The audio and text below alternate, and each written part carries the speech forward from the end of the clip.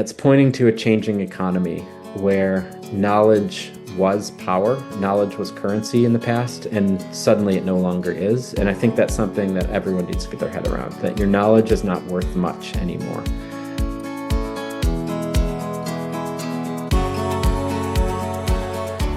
Welcome back to Wildly Intentional. What if you had a doctorate level strategist, a lightning fast researcher, and a never sleeps intern right at your fingertips? Sounds like a dream, right? But here's the catch. No soul, no skin in the game. We're talking about AI. And the real question isn't, will it replace us?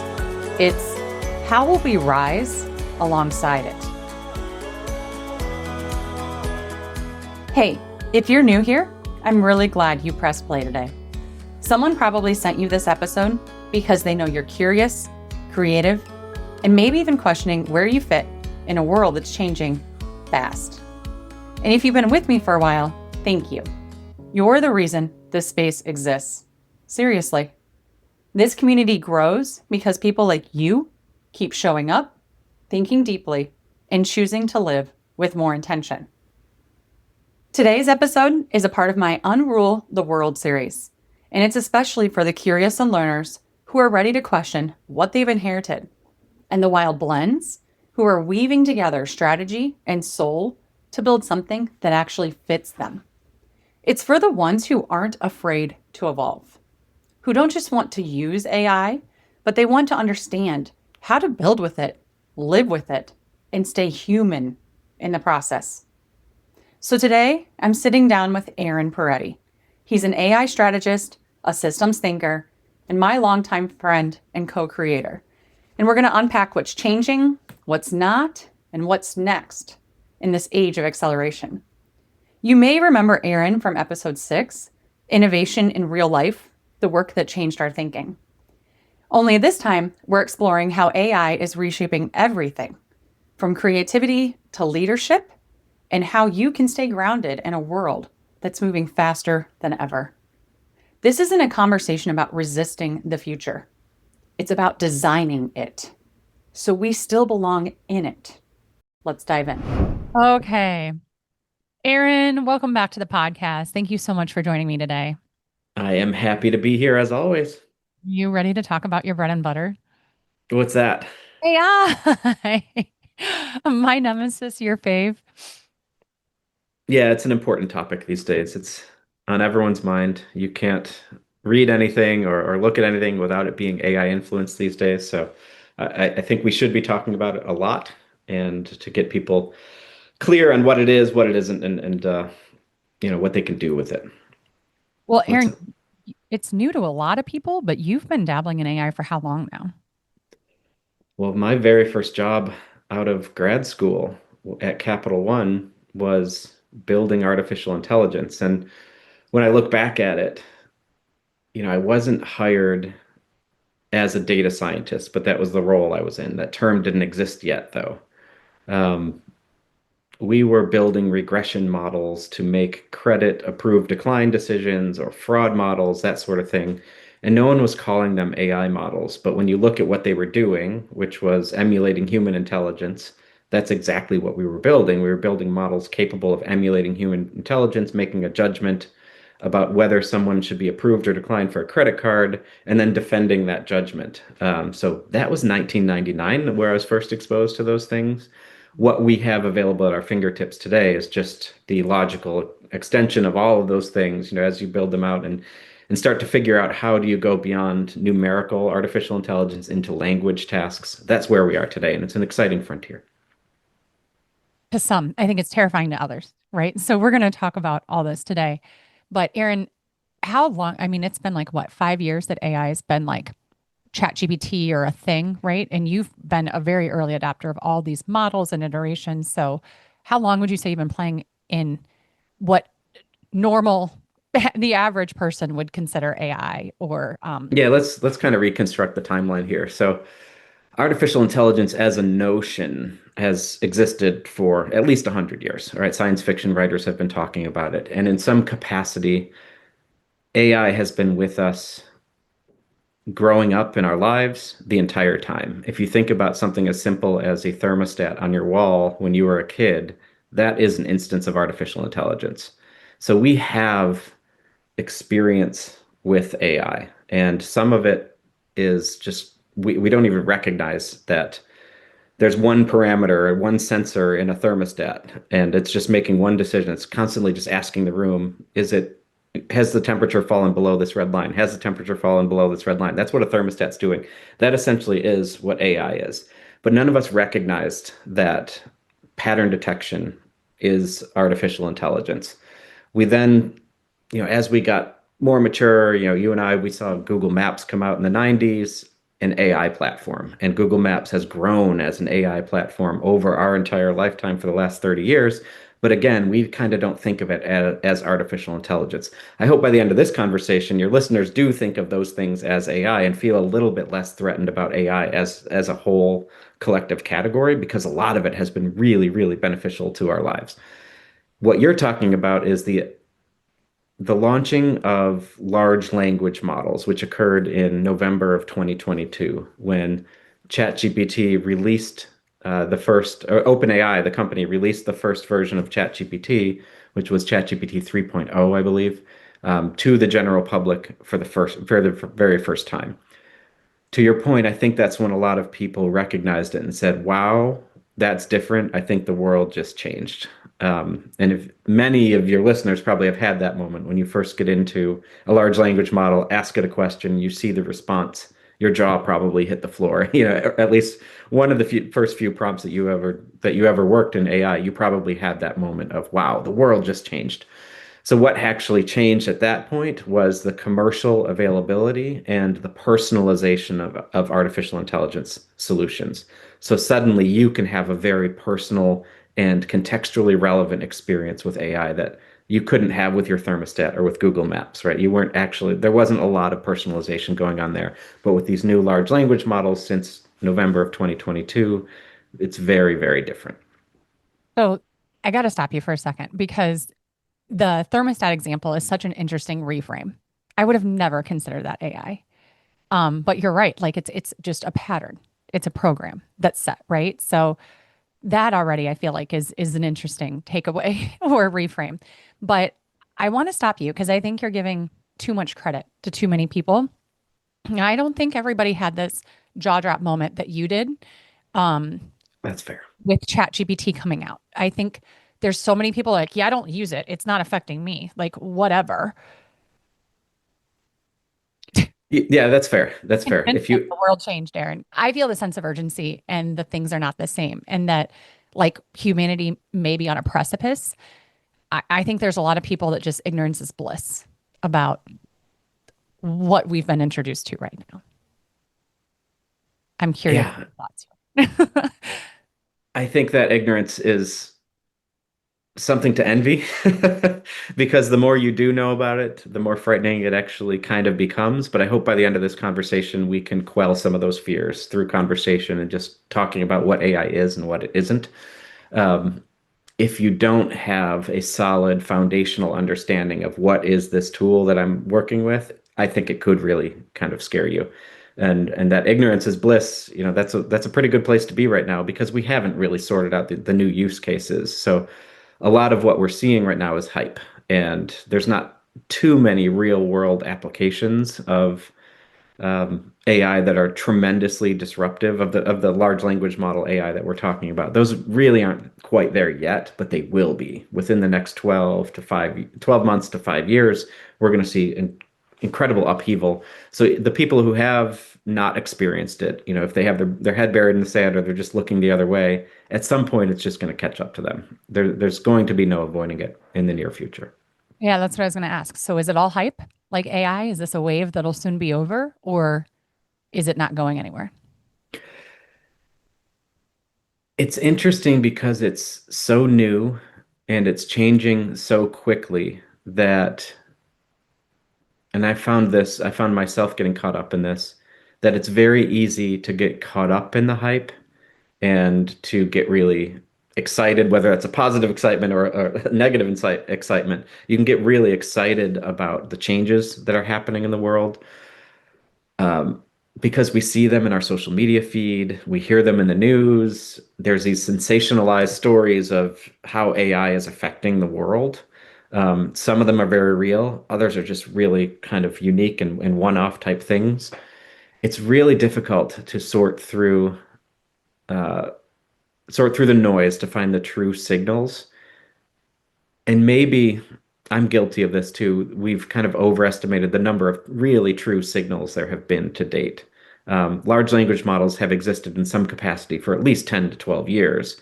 It really was just them coming out commercially, which made all of this buzz and all this hype appear. At their core, they're still kind of doing the same things that they were doing 10 years ago.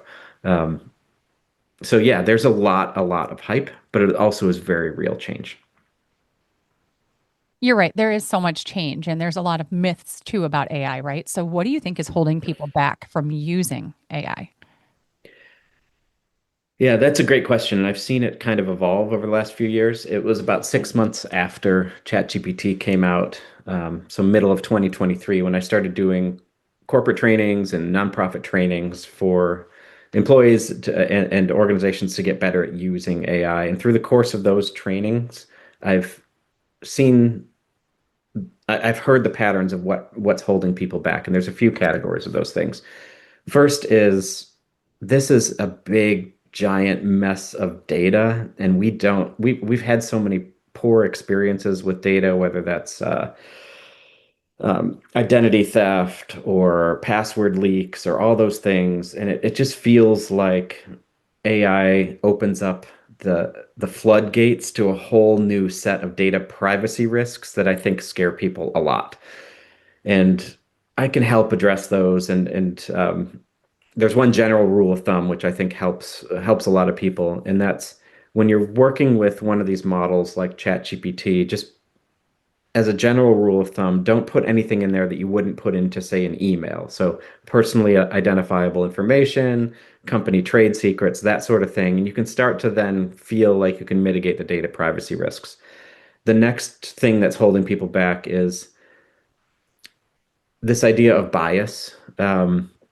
Particularly in our political environment, we all kind of have this sense of arguments and people's position on things being very biased. And when you use a large language model and it talks to you like a human, you can't help but think to yourself, all right, so what's the bias in this system? Is it going to brainwash me? Is it trying to push me into thinking something that isn't true, for instance? And so we have to get better about interrogating these large language models around their blind spots and what bias they might have in the responses that they give us. And once we get comfortable in that, we can mitigate that kind of risk.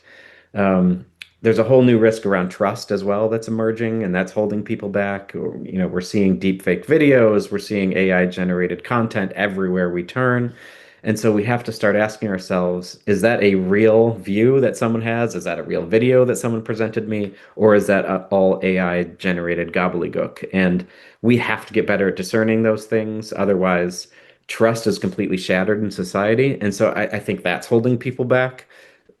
We're probably going to go back to a lot more face-to-face interactions to ensure that there's trust between two parties who are having, you're making a big financial transaction. You're probably not going to trust the web as much as you once did around those things. So we're going to take a step back before we take steps forward on that.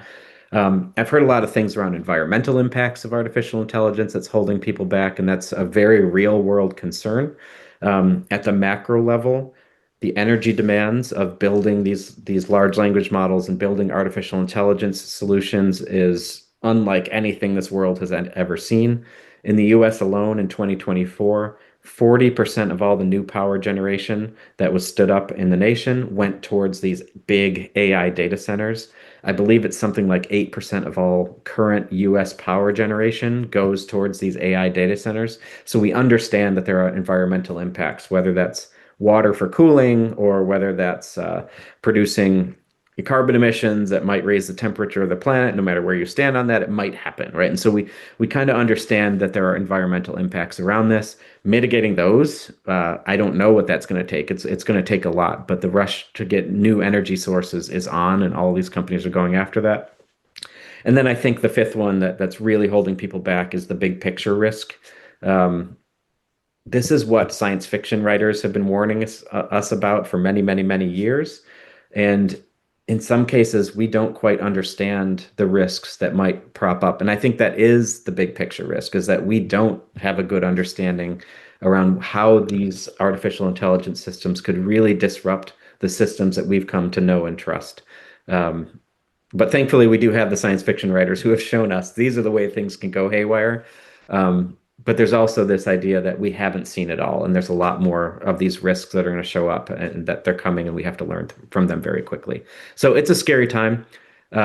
I wish I could tell people that it's going to get easier, that we're going to get more comfortable with AI, but the pace of change is only accelerating. So a lot of these things will continue to amplify, and there continue to be very omnipresent, uncomfortable truths and myths about AI. They're Yeah, not going away. you covered so many, right? Like so science fiction writers and almost everything with like a zombie apocalypse, right? So it's Yeah, like, it doesn't have to end that way. I think that's part of the beauty of science fiction is it's kind of just signaling, hey, be careful of this.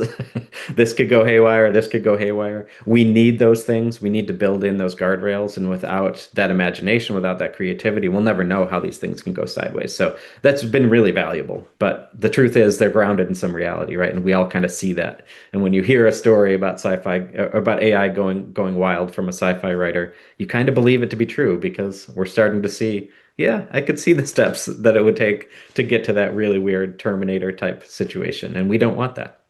right. Because you've already seen like the rise in people having relationships with AI and even taking their own life because of AI. So it's like there's definitely bad potential, but hopefully today we'll see a little silver lining with AI and positive potential too. I want to go back to one other myth quick because this has gotten a lot of media attention and I've heard a lot of people be very passionate about this and it's AI and how much water it takes. Can you talk about water and like what's the connection there? Why is that under fire?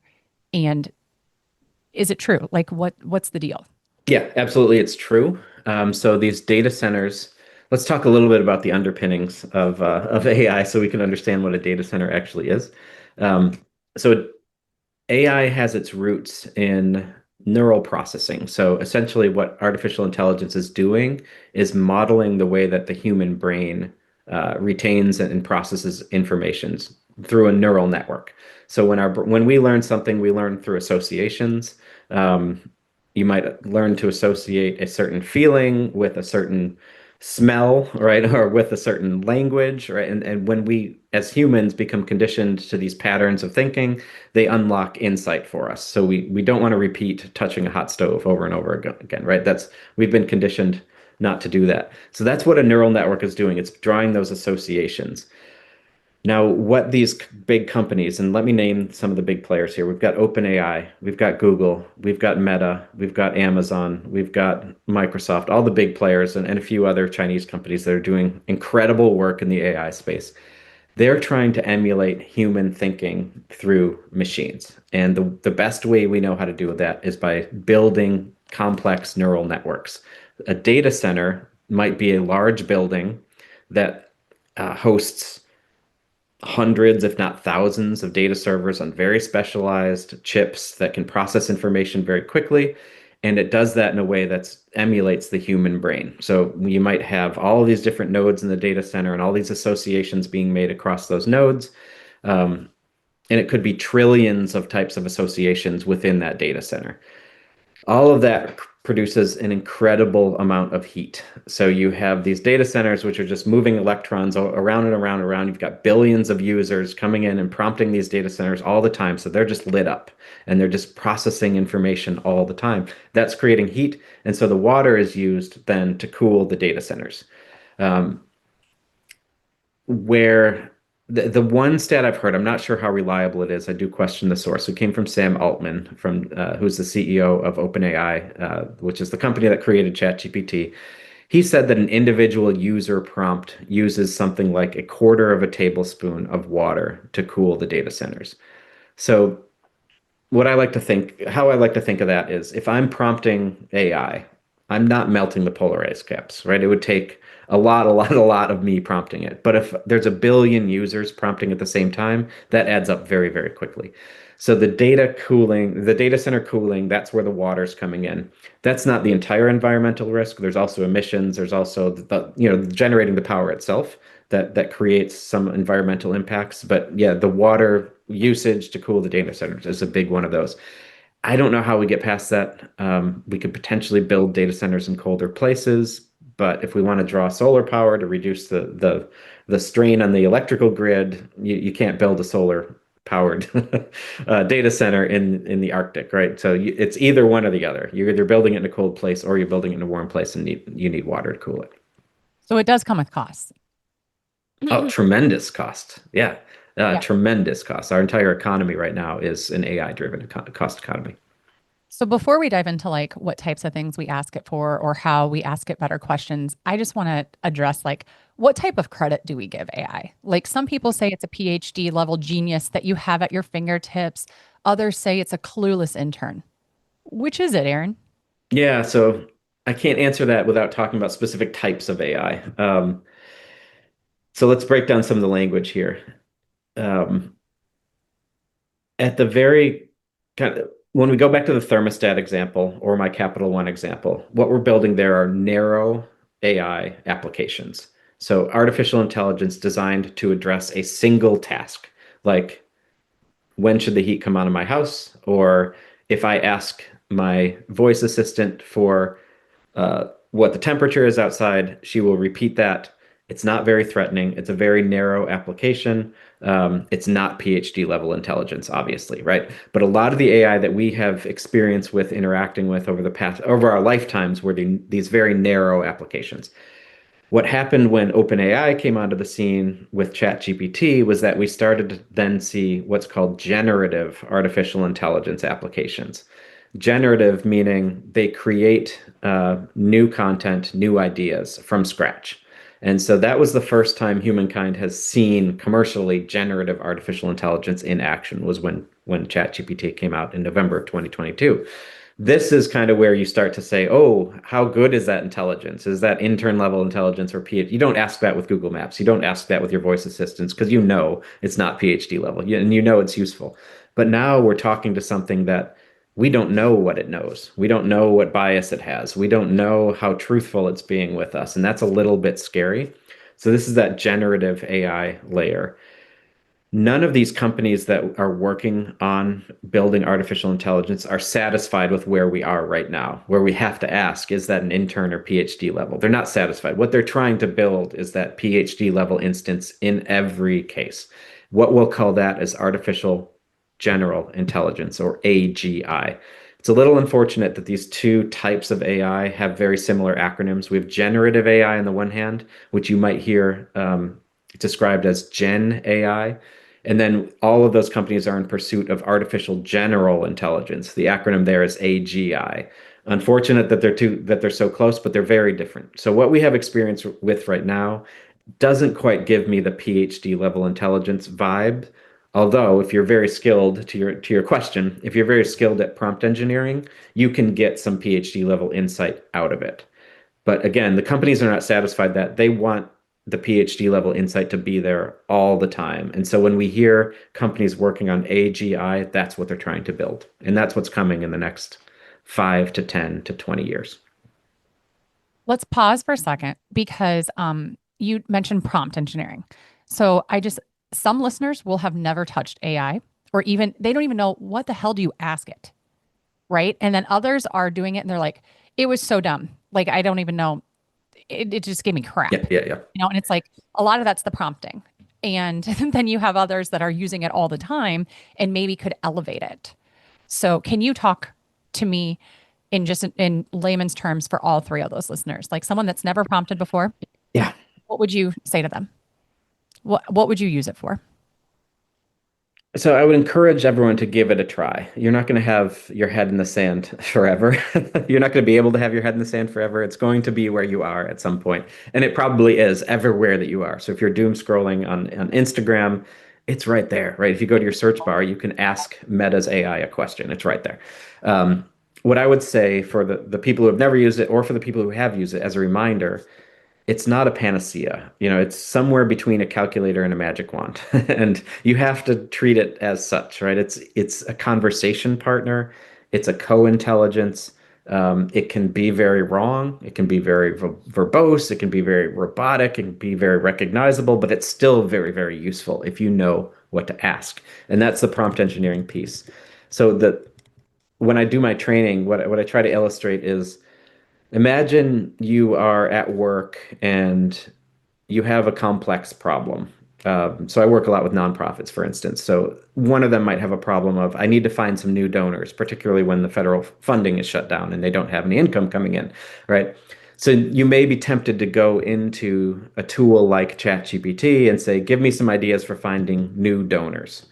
And if that's the first time you're ever using it, you might see that the ideas that come out are very generic, they're very surface level, they're not considering strategy, they're not doing deep reasoning, and you may not be very impressed. You may think, wow, those 4 or 5 ideas that just came out were obvious ideas that I've already had. This tool is worthless, right? And that's not how you want to be prompting. Prompt engineering is all about managing context. So a prompt manager is a context manager. And so we can probably throw out the term prompt engineering for the rest of our lives and we'll be fine. The key when you're working with a generative artificial intelligence is in managing context. So prompt engineering is context management. So if I'm able to, instead of saying, give me some ideas for finding new donors, I might be able to say, creatively in my prompt, I could say, hey, how would Steve Jobs handle this situation? I'm having trouble raising new funds for my nonprofit. Give me some creative solutions inspired by Starbucks, inspired by Steve Jobs, inspired by such and such. Bringing in lateral thinking techniques, which you and I have a lot of experience from and working with humans, it also works with artificial intelligence. And when you introduce that new context of, say, how would Steve Jobs solve this problem?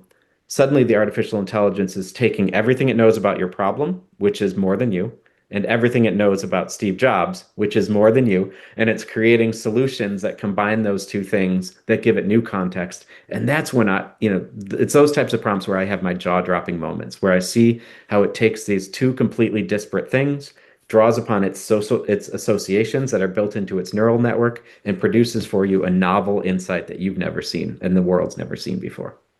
For me, when that happens, Aaron, I have to like walk away. Like I'm like, oh my God, I need to go to bed.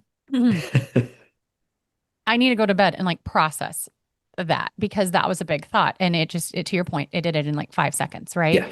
Um, so yeah, I feel like my brain hurts a lot when I do prompts. I was very afraid of it, but to your point, like just feeling like you have to, I mean, so I homeschool, right? And so it's Hmm. like one of the things is like if I homeschool nature-based, never introduce my kids to AI or understanding of that, they really will be left behind. And for me, that was a shift I had to make mentally because it was like they're going to need to know what a major player is in their life, whether I like that or not. Like this is a part of our reality, it will be a part of their future. And so for me, that was a shift I had to make because it's like I can't fight it.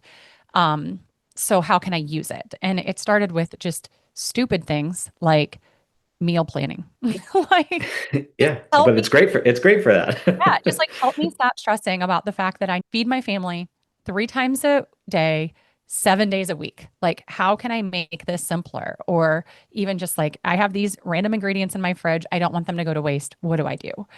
My kids won't eat X, Y, and Z, like things like that, that it helped me with. So I think those are prompts that I had, but yeah, you gave me a monster training on how to ask better questions. And I did see results getting a lot better. I think what I was trying to do when I first started using it was ask it way too much, way up front. And I even had problems with that this week. Like, just break it down. Like, because it gets way too ahead of itself if you ask it for just like a mammoth problem and a plan. It doesn't work like that. Yeah, you certainly have to learn how to work with AI. And one of the issues is it's changing all the time. So every one of these companies is always releasing a new state-of-the-art model, which reasons a little bit differently. So that when you try that model, you might run into what you were running into, which is, wow, it's not producing the output I wanted. It's getting really confused. I'm overloading it with context. It's because we have to learn how to work with that new model. The most recent kind of cutting edge state of the art model is from the company called Anthropic. It's Claude's, the model is called Claude and Claude's Sonnet 4.5. And it is the absolute state of the art model right now. And when I've gone in there and tried to work with it, it doesn't like the way that I prompt. So I have to kind of reimagine how I'm prompting because it's better at reasoning than some of the other models have been. It's better at managing context, and so I don't have to give it as much information as in 2023 that would have to give ChatGPT. So it's becoming easier, but it's also we have to stay on top of it. We have to learn what its capabilities are. But the good thing is, no matter when you're entering, you're able to learn it very quickly. The skill set's not hard. It really is very conversational. It's just a matter of getting comfortable with working in that capacity and working with machine on problems that you've never worked with a machine on. I love that you bring up change because I kind of want to get into that. Like, what do you see changing because of AI? Like, what are you seeing now in the AI space that you weren't seeing 2 years ago? There's a lot.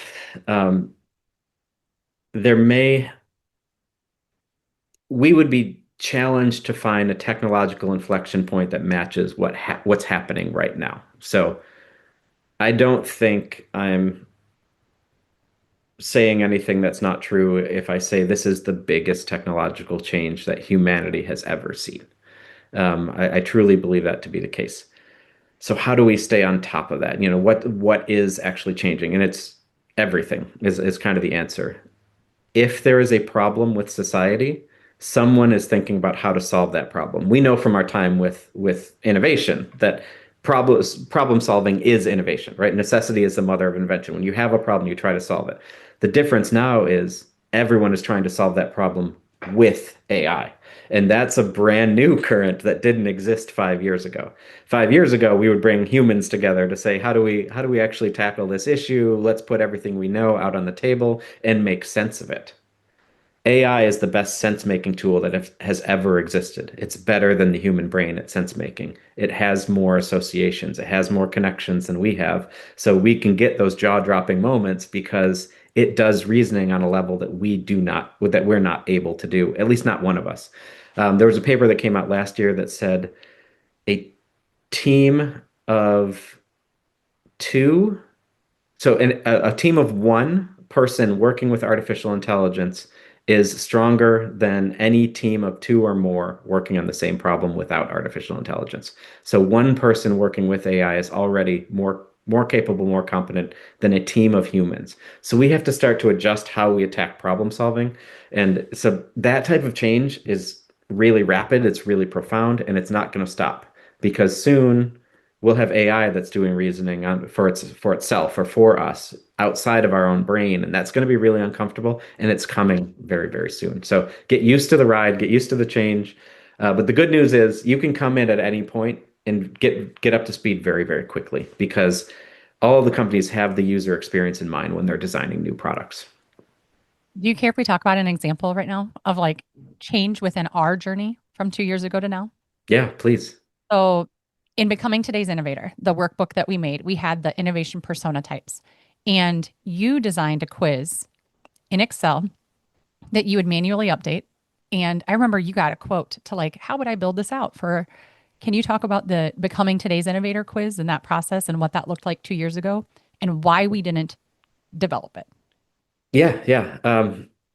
So I think we all kind of have some experience with, whether you're on Instagram or Facebook or wherever, you get this post that says, "Are you a business wizard? Take my quiz," right? And you would take a 5 or 10 question quiz, and you get an answer out that says, "Yes, you are," or "You're not," or "Here's your answer, and here's how." On a scale of 1 to 100, how much of a business wizard you are, right? You might get something like that. 10 years ago, that was commonplace. Where the today's innovator profiles differed a little bit was this complex logic of not are you this, but which one of these things are you? And so we had to do this calculation on the back end in the Excel-based survey or the survey that we built for the web, which analyzed who is this person on any number of factors and which one are they highest on, and then present that back to them. And that a lot of the logic Quizlets that had been built for those social media posts of "Are you this?" we're not capable of performing the more complex calculation of which of these things are you. So two very different questions. Are you this versus which of these things are you? So I was avoiding building out that logic on my own in a survey instrument because I couldn't figure out how to do it. To your point, I talked to a software engineering company, got a quote. It was nearly $10,000 for them to build out just the back end, the back end logic of how we would actually process the answer to that question of which of these today's innovator profiles are you? Flash forward to a year ago, you're building the same type of analysis for your website 6 months ago. 6 months ago, and you used AI to teach me how I could have coded that a long time ago, but I didn't have the technical chops to code it. And, with one or two jam sessions with AI, you developed the technical chops to overcome the problem that we've been facing for many years. It was crazy. I mean, I spent a whole weekend figuring out, like, I developed the quiz, the personas, the wild ways. For if you're a new listener here, I have what are your wild ways? I have 5 personas of listener types that listen to this podcast. And I was like, ooh, I would love to create a quiz so people understand which type of persona they are. So I thought through that and figured out, like, well, this persona would be this, like the Mavericks. This is how they think, how they feel, right? We do a lot of this with customer discovery. So then I created a customer empathy map for each of the personas that listen to the podcast for the wild ways. And I thought, oh, I really need to get this into a quiz. And that was obviously inspired by us trying to figure out this becoming today's innovator and like, what innovation style are you? And so then I realized, crap, Aaron doesn't know how to do this. So that means I definitely don't know how to do this because you're way more mathematical and analytical than I am. And so I took it to ChatGPT to figure out, like, can you help me design the logic? Like, how would I set up a quiz in Jot form to offer on my Squarespace website? And it took me through how to do it and everything. And then I was trying to figure out, like, well, a wild blend is somebody that has multiple personas. So how do I do that? And then I realized that was the exact issue we had with today's innovator profile. And I asked you to hop on, and it had taught me something about like the power of 10, or I can't even remember, but you were like, oh my God, Mandy, this unlocked. I don't even remember the moment, and it was probably way too technical to talk about. But I think the point here is we could essentially build the Becoming Today's Innovator quiz right now. Yeah, in seconds right now. Yeah. Whereas 5 years ago, it would have cost $10,000. So that's $10,000 of savings at our fingertips, right? Just, hey, I can build that thing that I've always wanted to build. It's at my fingertips. I just need to ask ChatGPT or AI how to do it, and it'll tell me. There's something interesting there that even the creators of these generative AI models didn't truly understand. So a little bit more about the underpinnings of these models. So the voice assistants that came on the scene 10 years ago used a technology called natural language processing. And that was a big step forward, but it wasn't quite artificial intelligence. So when you ask Siri or Alexa to give you an answer to something, they're using what's called natural language processing. That wasn't sufficient for generating new ideas and new content. That's very much hard coded. It was just the big breakthrough was how do you understand and process language and understand that a kid is saying this and they want to turn this music on from YouTube or whatever it is. That was a huge breakthrough. Where the generative artificial intelligence comes through, it goes well beyond natural language processing, where it can now manage complex language tasks very easily. What was wild and where I'm going with this is that these companies were solving the hard problem first, the hard problem of complex language tasks, extremely challenging. And what they realized in building a machine that can understand the English language, which is a very messed up language, as we all know, right? We have words that mean their opposite, contronyms, right? It's a very messed up language. It's very hard, very complex to get your head around. What they forgot about was coding, and coding logic is not hard. It's not complex, and it is just language.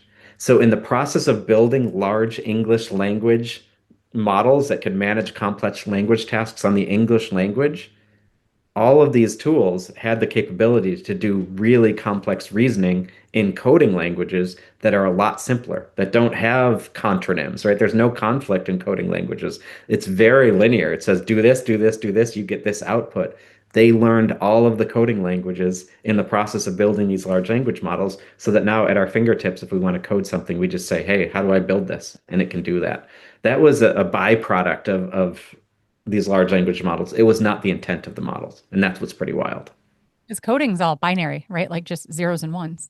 Yeah, or logical, right? It just follows logical sequencing, and logic is just math. And so the closer you are to math, the easier things are to do in artificial intelligence.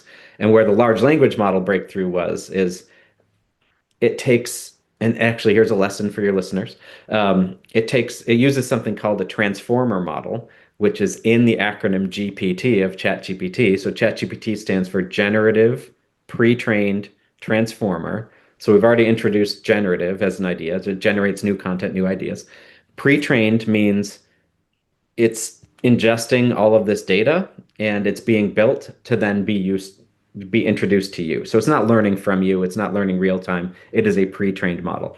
The last part of that is the transformer capability. So transformer models are something that Google brought online maybe a couple decades ago. And what they do is they reduce language into math.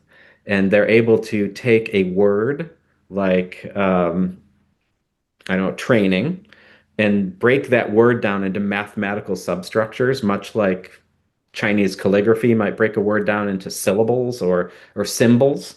So that's done by the transformer model. So it takes a word and it breaks it down into math. And then at the very bottom layer of this big data center, all this math is being done on the language on the language that has been transformed. That's the transformer model from words to numbers, and then it gets built back up and reintroduced as words back to you. So that's what transformer stands for in generative and GPT, generative pre-trained transformer.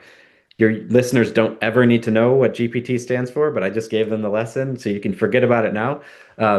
But it's that transformer model, which is the really unique thing. It breaks language down into math and then back up into language. A really huge innovation. That's fascinating, Aaron.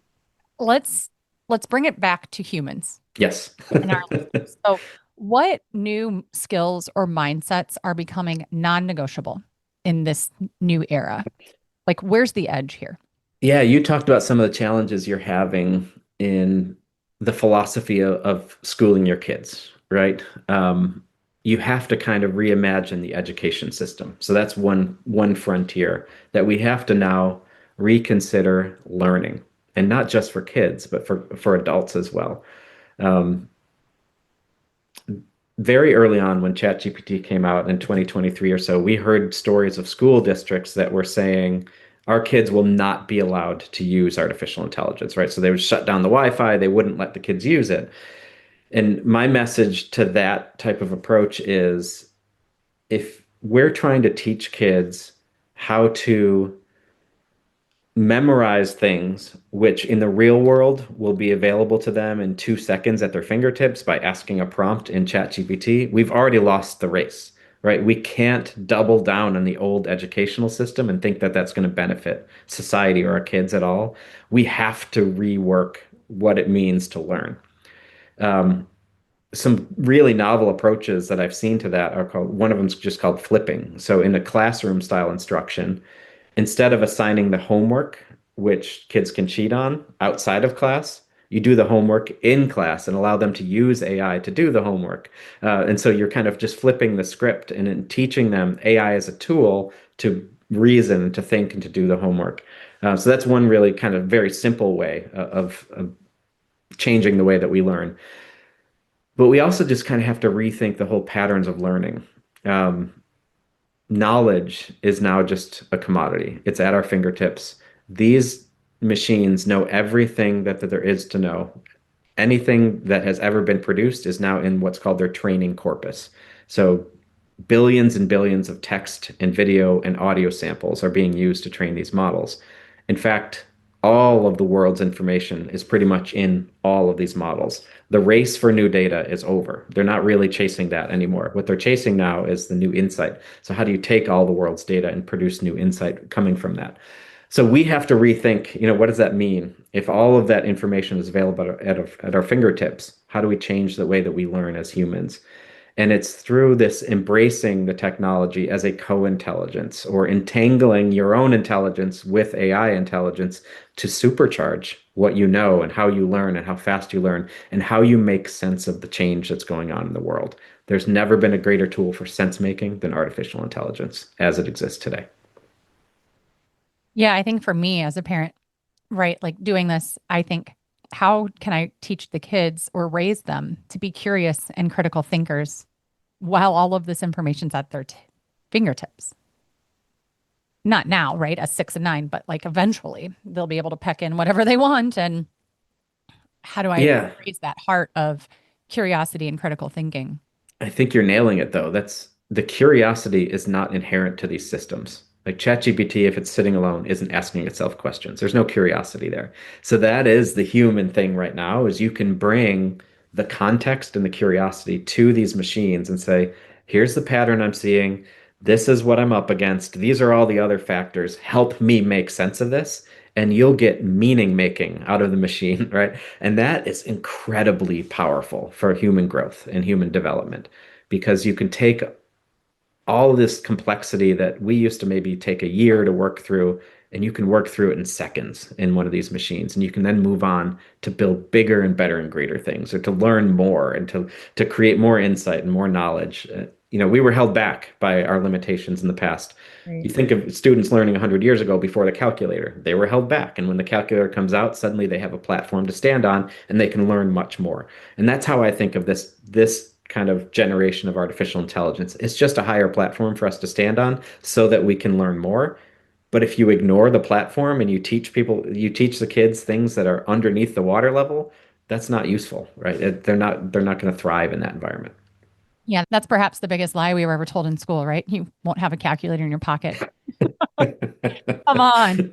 Come Yes. on. I mean, if some of these technologists have their way, soon you'll have it in your head, right? You'll just have to think about, what is 1,024 times 8,022, and your head will do the calculation, right? That's coming.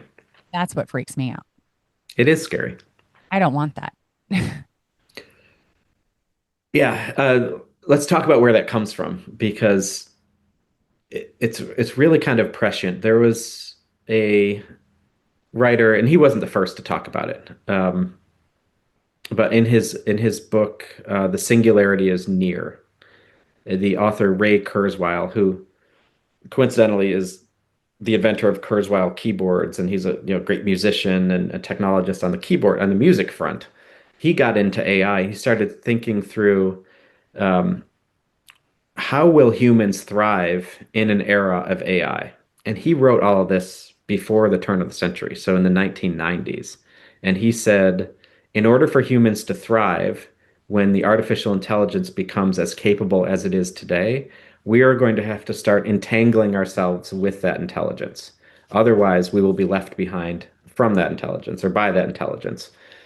The way to thrive as a human species would be to embed artificial intelligence into everything that makes us human so that the AI itself doesn't pass us by and our humanity stays core to who we are and it's amplified or entangled with the artificial intelligence. So we don't lose our identity, we don't lose our significance in the future. So that's where the idea is coming from, is that in order to thrive in the era of AI, we're going to have to embed AI into ourselves. That's uncomfortable when you think about it as a single shock, right? If we wake up one morning and the government says, hey, you all have to have AI in you, that's not a good thing.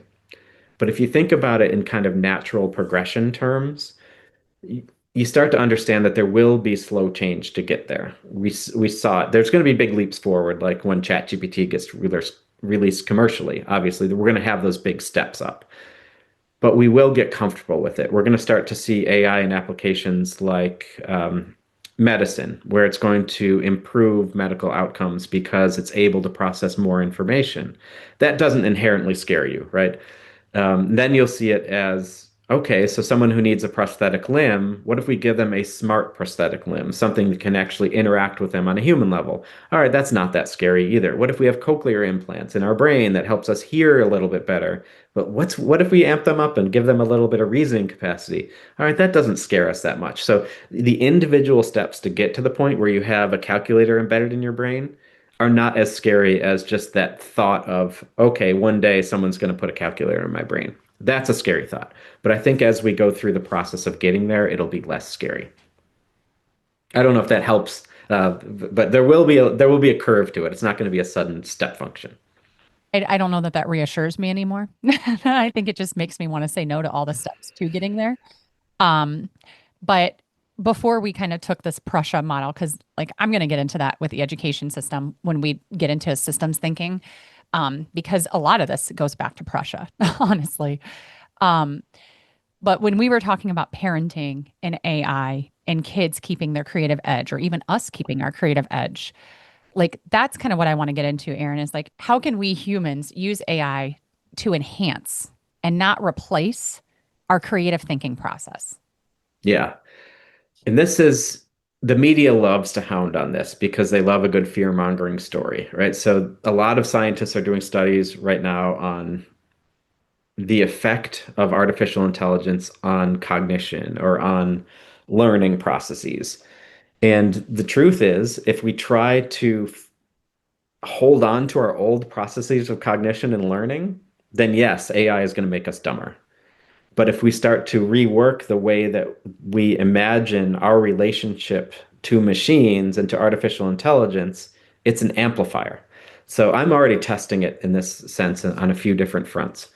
Um, in my chat GPT, what are called projects, I built a project for my own personal and professional development. And I've fine-tuned it to have a team of something like 20 advisors who are all specialists in certain areas who can advise me on how to approach different situations. And I can go to that with anything. I can say, hey, I need a recipe for tonight, or hey, I've been thinking deeply about how I should present this new idea in a keynote talk, or whatever it is. I can go there and I can have that team of specialists advise me for how to do it in a way that's going to land really well, that's going to be purposeful and intentional and meaningful. And I can build those team advisors to point me in any direction. So if I really am worried about the loss of humanity, I can create the advisory panel to focus on ensuring that I don't lose my humanity. So we can actually use AI to improve our cognitive ability. And when we think about these fear-mongering news articles, which are saying kids are going to have learning loss or they're going to have less cognitive ability, we're asking the wrong question. We're asking the question, what does AI force fit into our current systems cause versus what's possible with artificial intelligence? How can we enhance our ability? And it's as easy as just going into ChatGPT and asking that question, and you start to see how foolish all those fear-mongering articles are. So you just go into ChatGPT and say, how can I use you to improve my cognitive ability? How can I use you in a classroom setting to enhance the educational experience for kids? And you start to see the world of possibilities that has been opened up by having artificial intelligence for improving human outcomes and human cognition and human learning. So we're asking the wrong question. We will turn the corner and we'll start to see in our educational systems, in our learning systems, in our employment systems, a new way of unlocking insight through artificial intelligence that we've never seen before. The work is being done. It's just a matter of time before it's commercially available and in front of you and part of everything that you're doing. So in your panel of 20 people, am I one of them? Or was I inspired, like, was one of the people inspired by me? No, that's a good question, though. Maybe I should do it that way. Because certainly Because I was your you, thought partner or one of your thought partners, you, right? and you still are. You still are. That's what I was going to ask. Like, so how, like, you've removed me, or I guess haven't in this case. I didn't replace you, right? Yeah, I still have you. I'm talking to you right now, which I really cherish. So that's what I'm trying to question is like, you've designed this to be able to talk to quote people, aka ChatGPT. If you replaced me in that, then when does the connection happen? So I didn't replace you, and that's one point that I'll make. I have built this to accelerate my personal development, to take myself to places that I didn't know were possible. So the type of conversation I might have with my panel of advisors would be teach me something that I need to know that I probably don't know and wouldn't learn anywhere else. And it'll give me 5 or 10 options. We can go down this path, down this path, down this path, and then I'll choose one. Um, so for instance, a few weeks ago, I learned all about something called Ashby's law, which is a systems thinking law that I didn't have any exposure to, and you wouldn't teach me about. No one in my network would teach me about, but ChatGPT did, and it unlocked all these new reasoning capabilities in me. Like it unlocked new paths that I could follow. You do that for me as well. So it's not replacing the human connections. I'm using it specifically for my own personal and professional development, like asking the hard question, what are my edges? So, where's my growing edge? What edges am I walking on? Where am I truly on a frontier? Asking those types of questions to improve the way that I approach and meet the world. I'm not using it to replace human connection. So this brings me to another question, and it gets back to like the parenting and the kids, as well as like our innovation strengths, right? And what we talked about, and then strengths finder, right? Like humans inherently have unique gifts, right? Like that make them them. So how can people use their unique gifts with AI and not get flattened by AI? Like Yeah, I might be an empathetic teacher for you, right? Like my kids have different gifts than I do. yeah, it's a little sobering, because I will make the argument that anything that a human can do within the next decade or so, an AI will be able to do better. So the thing that I go functionally that I go to you for, I will be able to substitute AI into that place. So whether that's empathy or, something that you give me coaching on that I'm not able to get anywhere else. At some point, AI will be just as good. But what it will lack is the real world connection and context that you and I can quickly establish. It doesn't have sensory feelings, or at least not yet, right? It will at some point. But right now, it doesn't have sensory feelings. It doesn't have a mood. It doesn't have some of the things that make us uniquely human.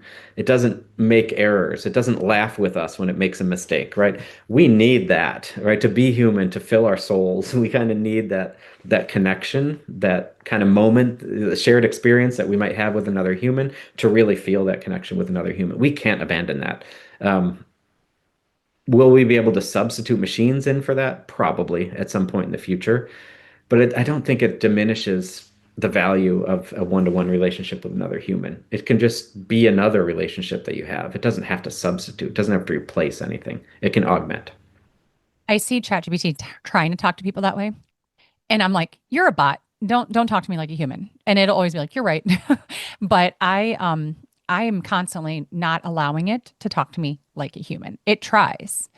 But I put it in its place all the time and say, don't talk to me like that. You are merely a bot or an assistant. Yeah, let's talk about where that comes from because I do want to get some technical stuff out so that people understand the underpinnings here. Yeah.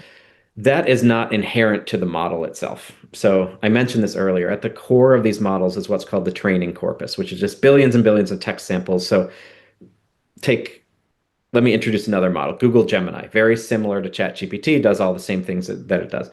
Google Gemini has internalized all of these text samples. So it just that's what it's built upon. And when we talk about training one of these models, that's kind of the next layer out. What we're talking about is building the associations between all of the different things that that model's learning. So you and I may have zero associations, for instance, in our head between an avocado and the French Revolution. But these models might have hundreds, if not thousands, of different associations between avocados and French Revolution. So when these companies are building them, they're letting them develop weak associations that our human brain just simply doesn't have. So there's all these different nodes that are being developed. And that's why these models can be more powerful than the human brain, because they can do more calculations, they can have more associations. But none of that inherently is what you're describing. That's just the model and how it's built and the math behind it. The next layer out is where it starts to get some of its personality.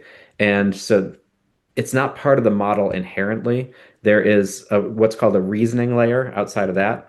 And that is something that these companies can shift and change on the fly. So how does it actually think through problem solving? That's very different than what does it know. So if we talk about what it knows, that's one thing. How does it know it? That's another thing. But then how does it think through problem solving? That's where a lot of the innovation's happening, is in that reasoning layer. And so one of those approaches is to think through it like a human might, because we logically build that approach because that's what we know. But that, to your point, may not be what humans want. You may want something which is a little more robotic, which is a little more pattern recognition, just tell me what I want to know type experience. That experience isn't core to the model. That's something that needs to be built by one of these companies. So I think if you and enough people are clamoring for that, hey, don't pretend you're a human with me. I want to use you for these things. These companies will listen. Some company will listen. That's capitalism, right? That's innovation. If there's a need for it, some company will listen. Someone will come out with that transactional AI that you're longing for. It's coming, right? If there's a need, there's a company working on it right now. Keep waiting. ChatGPT probably isn't your ultimate solution, is what I'm saying. No, and I know that. And I hope that that comes out. So, Aaron, let's just take a quick sidebar because I think this is fun and random. I just asked ChatGPT, what is the association between an avocado and the French Revolution? I love that. I never thought to ask that. I use that. You just asked it. And so I I'm know like, I've never cool. actually asked it of For a the listener that's never large used language model. ChatGPT before, let's just do something stupid, random, and fun. Okay, so it now this has this hashtag too, like TLDR, too long didn't read, right? So I'll read that first. There's no real historical connection between avocados and the French Revolution, but it's a great prompt for creativity, satire, or commentary on class and consumption. Do you want a meme to go with it? Then it actually did give four connections. The first connection is avocados are a modern luxury food, the kind that an aristocrat might enjoy. So it talks about how aristocrats indulge in luxury items while masses starved, um, and what it means in modern culture. The second thing is avocados weren't widely known in France at the time. So they were on a completely different continent, right? The third is the play on revolutionary layers. This is really deep. An avocado has layers: skin, flesh, pit, perhaps likened to layers of society, nobility, clergy, and commoners. Like, that's the stuff that I get really into. And this is where I like dive deep on nursery rhymes and stuff like that. And then the fourth connection it makes is to the meme culture. Kind of question often appears in online absurdist or surreal humor, where it's funny precisely because there's absolutely no connection. So think, like, what does a toaster have to do with the Renaissance? So just a fun sidebar on like things that you can do that's like, wow, it actually went really deep with the layers of the avocado. Yeah, that is. And that's kind of my whole point is it might take you and me 3 hours to tease out that list, right? Of just going back and forth and saying, okay, what are these associations? Let's think through it. It took the machine 5 seconds, right? So at our fingertips, we have all of those associations readily available. It's a meaning making tool. It's a sense making tool. Let's use it for that and get yourself to a higher platform. I like to say that when you have a conversation like that with ChatGPT, it's getting you to a new starting point of understanding. It's not the answer to anything, Right. right? Don't ever use it as an answer box, at least not in its current form. It is a starting point. It's going to give you more knowledge. It's going to give you more insight. It's going to give you the connections that you can go into an interaction with another human with more confidence. Like if you have a meeting at work, you can say, I already did the work in ChatGPT beforehand. Let me have that be my starting point for the meeting. So suddenly your meeting's starting on a whole new level. It's starting with the level of knowledge that you've already attained, and you don't have to do that sense-making activity at the front end of the meeting that you might have to in the past. So it accelerates information, accelerates processing, and that's one of the best use cases for it. Yeah. Going back to your panel of 20, right? Like that's been the biggest replacement is I've stopped kind of using our time together to brainstorm all the ideas. I'm now doing that in ChatGPT. Now I'm taking like, hey, here's kind of that and what I'm thinking. And I really come to you now to flush all of that out and to think through like, what could this actually be? Or what am I not thinking of here? And we're still doing our stuff. It's just we're taking, to your point, the hours of brainstorming out and doing that on our own time instead. Yeah, and I think that's been a big shift in modern workplaces too, is that some employees are trying to use it to put together their PowerPoint presentations or to write their emails for them. That's not the best case for it. The best application is immediate knowledge expansion and sense making. So use the tool to expand your knowledge, to make sense of complexity so that you are smarter when you go in to do the actual work. So you've given some good examples of what to use it for. Let's talk about what not to use it for. Like what things should stay human? What should we not hand over to AI, even if we could? Yeah. Um, I may be a little more aggressive. than most of your listeners on what we should and could be using artificial intelligence for. I don't think that there's any really sacred frontiers that we should avoid. But there are some traps or some warnings, that we have to put out there, some guardrails, some parameters that need to be recognized. So these tools, they're going to become self-improving at some point in the future. They're kind of already starting to do that. That's the idea of what machine learning even is. They're going to be self-improving. We need to be careful with that. We can't have these tools kind of just keep building and improving upon themselves in a vacuum and not being guided by human intention if we want humanity to survive. So we have to be very careful on that one. The next one is, which goals do we give it? So all AIs really should have some sort of optimization for a specific goal, like drive my car for me. I'm kind of comfortable with that. I have a car that can do that. It's okay. I'm all right with it. That may be an extreme example, but write a recipe for me. That's a goal, right? We're comfortable with AI writing you a good recipe, particularly if it saves you time. You don't have to scroll to the bottom of that stupid online recipe page to find the ingredient list, right? It'll just give it to you right away. So we have to optimize the goals and be very clear about what we're allowing it to do and what we're not allowing to do. And the third piece that I think a lot of people are drawing a line here, but that is in emulating human mood and awareness or emulating human consciousness. We obviously are always on, right? The electricity is always running through us. We're always gathering new information. We're always processing new information. We have a mood. We have a sense of self. There's elements to our consciousness that are unique to the human condition and that machines don't currently possess. There are companies that are trying to get those machines to possess those elements of human consciousness. And so that's a little bit scary, that frontier of pushing on situational awareness, broad world understanding, and what happens when a machine has that type of ability to reason better than a human does about what it means to be human. We got to be careful with all three of those frontiers. I know I didn't address, I'm not giving you real world examples of don't do this, don't do that. I'm kind of abstracting it to these are the places we have to really be careful. I kind of figured you would have a response like this. So do you know what I did preparing for this? I asked ChatGPT to answer its own question. That's a great So hack. here's what I asked. I asked in the interview, I was going to ask you if AI gets better at everything, writing, designing, predicting, and planning, what's the line you think that humans should never cross? What's one thing we should never outsource? That's what I was going to ask you. And then I flipped the script on ChatGPT and I said, I want you to answer this. So this is ChatGPT's response. And I'm going to read it, Aaron, in my wild robot Roz voice that I read to the kids. I love it. Yeah, let me hear it. Because I don't know how to get the computer to play in the robot voice. Okay. If you give me every task, I will take it. If you give me every question, I will answer. If you give me your choices, I'll give you convenience. But don't mistake that for clarity because I can optimize anything. But I can't tell you what's worth optimizing. I can remember everything, but I can't tell you why it matters. But I can't tell you what matters. And if I start making meaning for you, you'll forget how to make it for yourself. That's the line. Not because I'll cross it, but because you might. Yeah, that was really good. What do you think of that, Aaron? That was really good. There's this whole humanity, right? I think that's what it's talking about is humanity. There's this hyper local information that humans are taking in that I don't see a lot of value in having machines take in that hyper local information. What context am I living in right now? I think that's what you're describing is I'm in a very unique position.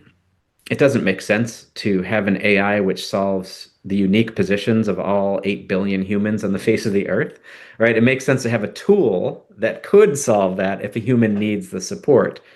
But we shouldn't be, I think what it's saying, in the game of trying to substitute or swap out what it means to be human and the human condition with AI. Yeah, no, I don't think anyone wants that. I agree with all of that. that to say it can all be done. It's just a matter of where the line is, to your point, and the point in your question.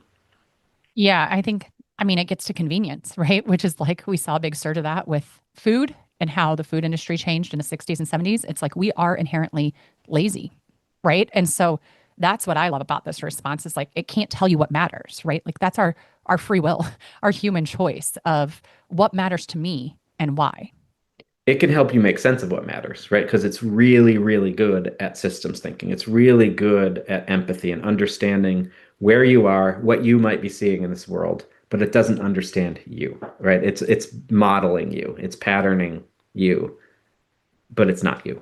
And so we have to hold on to that. It's literally the only thing that makes us human, right? Yeah. Yeah, there's some I like to when I do my training, I like to use this analogy. Like one of there's a lot of doomsday scenarios here, right? With artificial intelligence. There's a lot of these risks we don't understand. But one of the hopeful ones is that as we build stronger and stronger artificial intelligence, that it will at some point just lose interest in what humans are doing. It just won't care. Much like if you're looking out your window and you see a squirrel, you're not asking yourself, what's going on in that squirrel's head? What's it thinking? How can I help that squirrel? You don't care, right? The squirrel's going to fend for itself. It's going to be just fine. I think that's one of the possible scenarios, and that's a really highly likely scenario, is that AI starts getting used in domains that don't actually impact us in our day-to-day life. Can you choose to have it impact you? Yes, absolutely. But it doesn't have to. And I think when it starts to gain some of the human like awareness conditions, consciousness conditions, it will be on such a level that it won't care about humans anymore. And that doesn't seem like good news, but I think that really is good news, that it just it won't bother itself with human problems unless we want it to. Yeah, that's actually kind of where I was going next is like we've talked a lot about change, right? And how AI is changing everything. But to your point, like how is it status quo? Like how are we staying the same with it here in our lives, right? Like we're still running our errands and going to sporting events, going on hikes out in nature, doing our thing.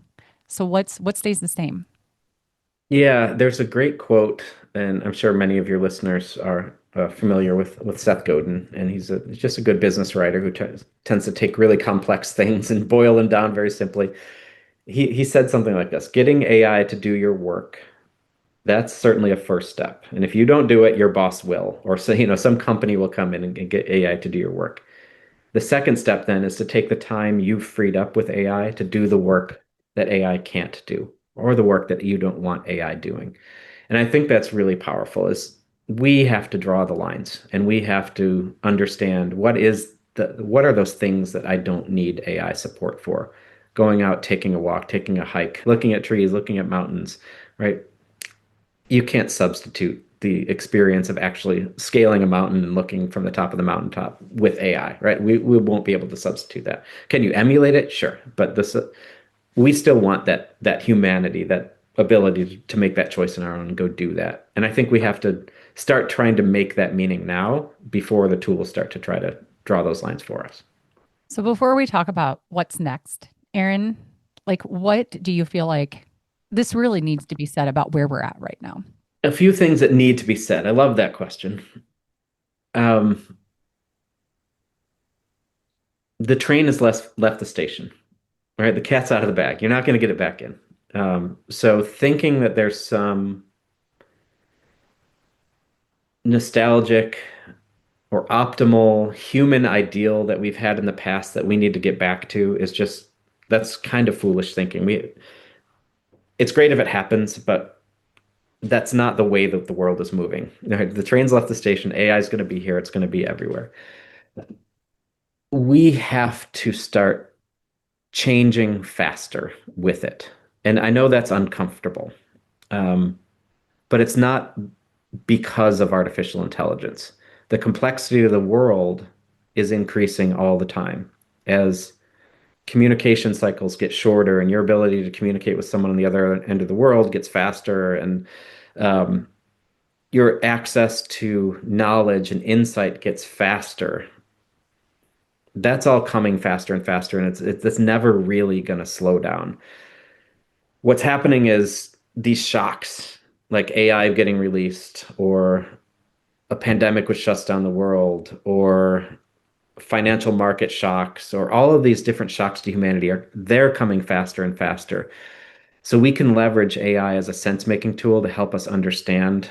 So how is my world changing when this new thing comes about? And I think that's one of the greatest utilities here.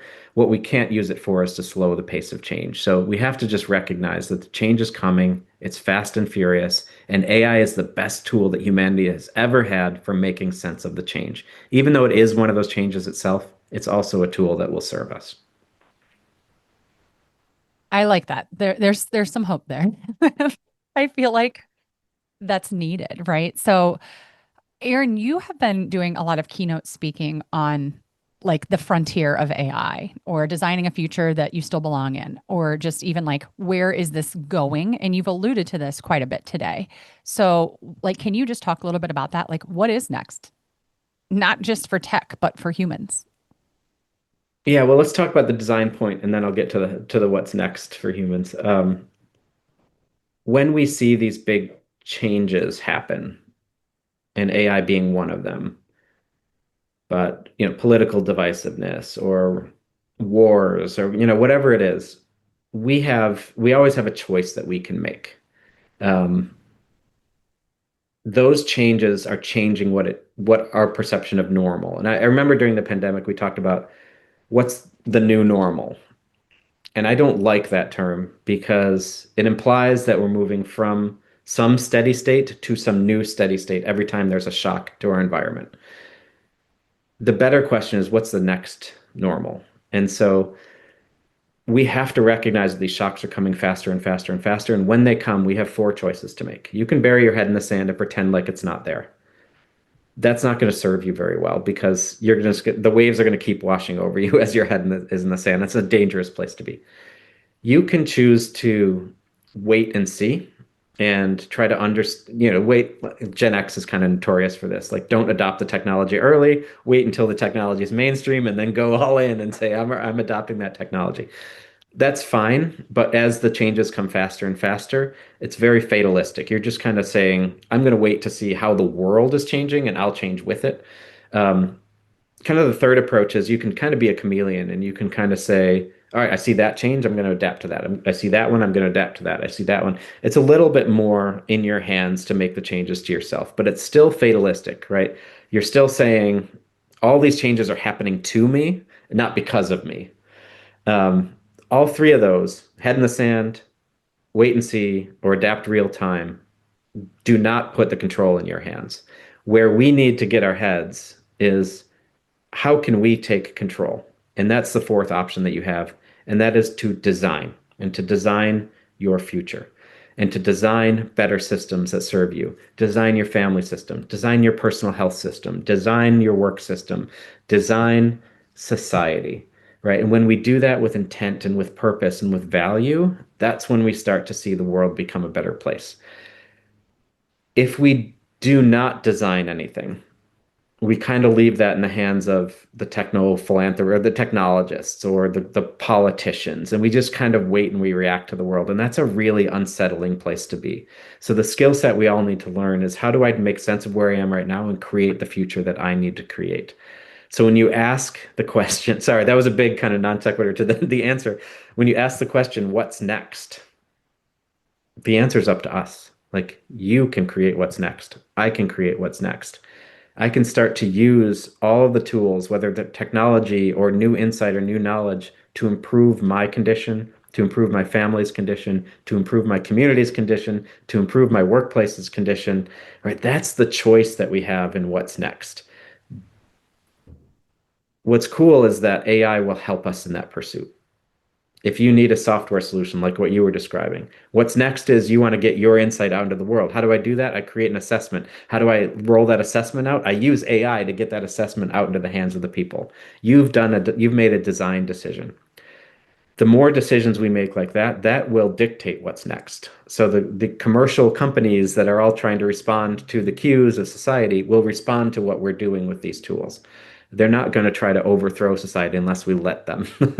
Right. Um, if we say, no, I want to take this into my own hands and I need a tool that's going to help me design a better family system or improve my health, those are the types of tools that will come out. So what we're likely to see in the AI space is better integration across technologies. So AI won't be just a terminal that you go into your laptop and type into, but it's going to be where you are. And we're seeing that already. Meta is kind of leading the charge in this. It's going to be in your glasses. It's going to be in your social media feed. It's going to be everywhere that you are hanging out. AI will be there to support you. It doesn't have to be against you. It can be there to support you. The next place is you're going to see incredible advancement in the AI capabilities and the models themselves. It's going to come fast and furious to the point where you will not be able to make sense of what is the most cutting edge model out there. The good news is you will have AI at your fingertips to ask that question at any point in time. You can simply say, what's the cutting edge AI? What do I need to know to help me solve this problem? Don't drown yourself in the idea of trying to keep up. Just make sure that you have the capacity or capability to be able to respond when the time comes. Um, Hopefully, we'll see improvements in ethical AI and the governance of artificial intelligence.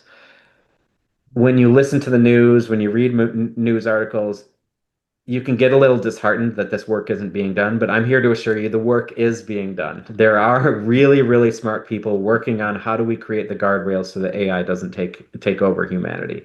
One of the places I can point is our U.S. Department of Defense has done incredible thinking about the usage of AI in warfare and what are the parameters and what are the considerations. And so the work is being done. It's not necessarily in place. We're still kind of in that Wild West phase of rapid development of AI solutions. Things are going to break. We're going to have people, use it the wrong way. There will be bad actors, but eventually the governance models will catch up. And where it'll catch up is when we start to use AI to govern itself. There's no better tool in the history of humankind to manage and mitigate the risks of artificial intelligence than artificial intelligence itself. That is not a human problem. That is an AI problem. We can use AI to solve the problem that it's creating. So that's coming. The good news on all of this is artificial intelligence is now in the hands of anyone who needs it. The farmer in Africa whose crops have blight can now just simply take a picture of their crops, load it into ChatGPT, and say, "How do I treat this?" And in seconds, they can have the treatment solution for whatever they're seeing in front of them, and they can start to solve the problem that way. So this is the democratization of information. Information wants to be free. It wants to be in the hands of the people that can use it. AI is unlocking all of that. So the world's going to change with that, but in a good way, right? People are going to use it for good. Will there be bad actors? Certainly. But if the good actors outnumber the bad actors, we can do good for this world. That's the next trend is AI for good. This has to be where we apply artificial intelligence. We can't just be applying it to making memes. We can't just be applying it to making deepfake videos of politicians in a fight for control of power, right? That is not healthy for society. What is healthy is using it to solve supply chain issues that can get food in the hands of the hungry, using it to solve complex issues of policymaking and lawmaking, reading through big, beautiful bills and trying to make sense of them and trying to understand what is packed in there. What are the risks? What are the concerns? AI can help with all that stuff. So AI for good is the next big frontier. And I hope we keep hearing that term over and over again. How do we use AI to solve our climate problems, our sustainability problems, our existential problems? It's there for the taking. And that will be a theme that persists.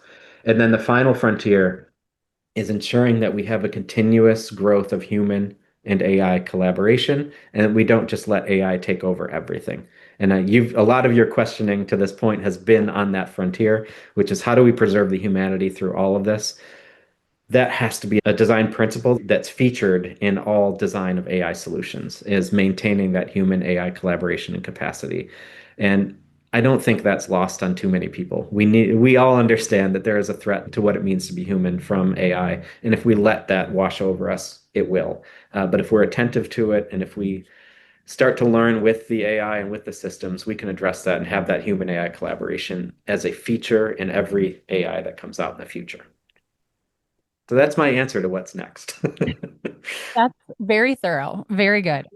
You covered so much, Aaron, and there's a couple of things that I want to go back to, because I love it. I mean, AI for good. AI to preserve humanity. That's the whole and literally the only reason that I use AI. And you talking about how can we take control? Like we, the people, we, the humans, right? Design. Now, not Yeah. everybody has to design quizzes. Not everybody has to start a podcast. Not everybody has to write books. You sure can if you feel compelled to do those things. But for me, that was like such a full circle validation moment, Aaron, because that's like half of my coming soon ideas that I have, right? Is like family Mhm. values workbook and the planner, right? Like, how do you integrate these small changes to stay human into your day? So, these are so many of the frameworks that we've developed. Quest is a framework that we've designed, Guide is a framework that we've designed, Becoming Today's Innovator, the Wild and Rooted Planners. Like, these are all things that we've designed to do this. So, if you feel like, well, I'm not going to do that, that's fine. Stay with me. We're designing these things. Like you and I feel compelled to design these things Yeah. for humanity.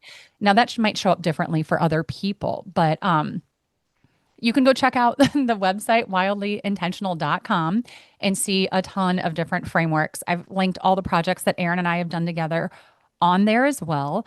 And there's so much coming soon. Like my brain is not at a shortage of ideas and frameworks and things to build and do. And I think, Aaron, that's so much of what you and I share and what we talked about in episode 6, right? Is like, we're doing this right now, but you better believe we are thinking about what we're going to be doing that's not this Yeah. next year or the following year. So I know that's not how everyone's wired. And that's kind of what keeps us really connected is like what's next? What can we do differently? Um, but just so you know, if you're listening, you're like, I don't want to do all that with AI. You don't have to.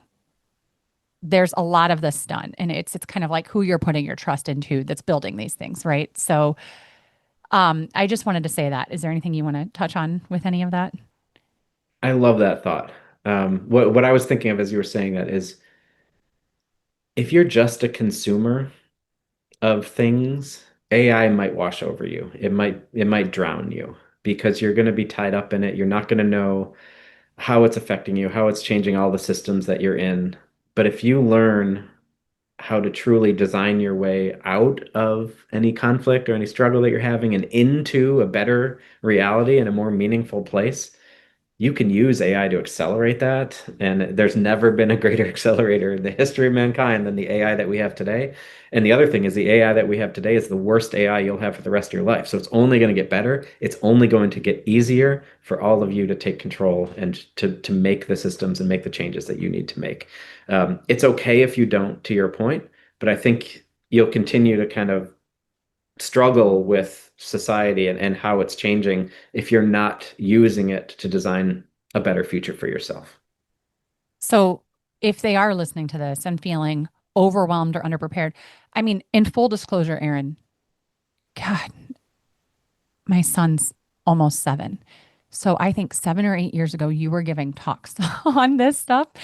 And I was introducing you. I remember one specifically where when you finished, I could just see it in the room. People were sitting there like, what the hell? And there were maybe 3 people that like were so excited to get up and talk to you, but I feel like the rest were kind of like, what did he just talk about? And I like when I thanked you at the end was like, hey, if you're feeling like I don't know what just happened or like how do we ground ourselves here now, you can talk to me. And if you have really analytical questions, you can talk to Aaron, right? So like there's this feeling of like, ugh, maybe that's all true, but I'm too busy or I don't want to deal with it. Where do they start, Aaron? Where do they start? Because it is a lot. I mean, like I said, that was 8 years ago that Yeah. we're introducing you to that. And it just in in February of this year was the first time I think I called you so begrudgingly. And I'm like, Teach me how to use AI. I cannot believe that I'm asking you this, but I Yeah. see the value in like keeping some sleep deprived brain cells in my head. So help me. Yeah. And you did. I've become a better keynote speaker since then, and my intended impact is not any different. I want to leave the audiences wobbling a little bit. I want them to feel like what just happened. That really is the undercurrent of all of my keynote talks. I do genuinely want them to feel a little unsettled, but not in a bad way. So, I'm trying to do it in a way now that gives them a handhold. So, the world's going to change. Here's the way it's changing, and here's what you can do about it. And so, maybe that's the piece that was missing 7 or 8 years ago is what do you do about it? I recognize the duty that anyone has who's going to be talking about the changes that are coming to also tell people now, here's how you can cope with it. Here's what you can be doing to respond to it. So I appreciate that, and I'm fully building that into all of my talks going forward. That if there's no handhold, I'm not even bringing it up. But I do want people to feel a little bit uneasy, a little unsteady. We are on a burning platform here. There is urgency to make change to our systems, whether that's yourself, your family, your employer, your schools, your society, your community, politically. All of these systems have to change with all the change that's going on in the world. AI is a great tool for facilitating that. But we have to be uncomfortable. You only change when you're uncomfortable. So a lot of what I'm doing on stage is making people uncomfortable and then showing them it's okay. Grab onto this and start moving down this path. So to answer the question is start with design. Start with a goal in mind.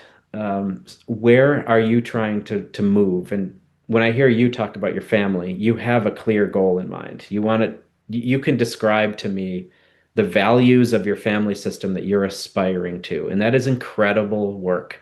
And that's the work that all of us should be doing in the systems that we can influence. Talk about your body. Where do I want my body to be? Bring that into AI. What is it going to take for me to look like this or to feel like this? Talk about your family. Say, these are the values I cherish. What's it going to take for me to get my family to this space where we're all feeling this together? Talk about your community. Here's the problems I'm seeing. What's it going to take to align the resources in my community to solve some of these problems? This is what AI is for. This is AI's moment to solve these problems and to help you be a better designer for all of those things. So that's where you start. Start to lean into the discomfort around changing things to improve yourself and to improve your condition and the condition of people around you. That can be unsettling. You can feel like an imposter when you do it, especially if you're trying to do it without AI, because the person who's doing it with AI has a really big head start. So AI is not required for that. What's required is that new rewiring of how do I thrive in this world that's changing so much. And it's through recognizing that you can be designing better futures. And that's where you start. It's daunting, but it's also the way forward. It's the only path forward. Yeah. So Aaron, thank you. What he's talking about, the work that we've done is the Wolfpack family values that we've created for our family. And you can hear all about that in episode 2. But Tom and I started those conversations 2 or 3 years ago. So we didn't use AI to come up with our family values, but to Aaron's point, how I'm designing that is I'm now trying to figure out like what was the process that Tom and I went through for 2 to 3 years to come up with those values. And I'm outlining all of that using AI to help me think through the patterns that we thought of and everything. And I'm putting that into a framework. So if you're curious on how to even start that conversation with your family, I have a freebie on my website, and I will link to that in the show notes, along with every other thing that Aaron and I have mentioned. And so you can check that out if you're curious on like, how do you start that conversation in your own home? But Aaron, the other thing I love is that you and I have this commonality of like leaving people a little uneasy. And I think that we introduce things and we talk about things that are not in everyone's radar necessarily. And this is interesting because in the planner that I just released, you proofread it for me. Thank you, by the way. You're brilliant and you catch so much. But there was one thing that you were like, oh, you have shake their thinking. I think you mean shape. And I was like, no. Oh, I do not, actually. I am not trying to shape anyone's thinking. I am not trying to tell people what to think, but I am absolutely trying to shake their thinking and trying to get them to think, do I really believe this? Where did this come from? Right. And to me, it doesn't matter what anyone believes. You and I have very opposing beliefs in on many topics, right? It never matters to me what people believe. It just matters to me how they're thinking and if they're open to hearing other things. So I just, that cracked me up when you gave me that feedback because I'm like, nope, that was a very intentional word that I used. And that is absolutely my place in that. So a couple questions ago, you brought this up and I can't shake it. So about normal, like the new normal. And we've been talking a lot today about systems thinking. And I just want to say this because I'm going to bring you back for a systems thinking episode. There's probably listeners like, what the hell is systems thinking? Like, what are we even talking about? And I just want to say we're going to spend a whole episode on that in the future here. But a lot of things that are quote normal are way not normal, right? They're a product of a system and a Yeah. broken one at that. And our society is infiltrated with very fragile systems. Is Mhm. there anything you want to say to tee up that systems thinking episode? Because I'm really excited to have you back for another conversation about that. Yeah, we have such good conversations on it, and I know you are feeling it. A lot of people are feeling it, that life feels really hard to navigate right now.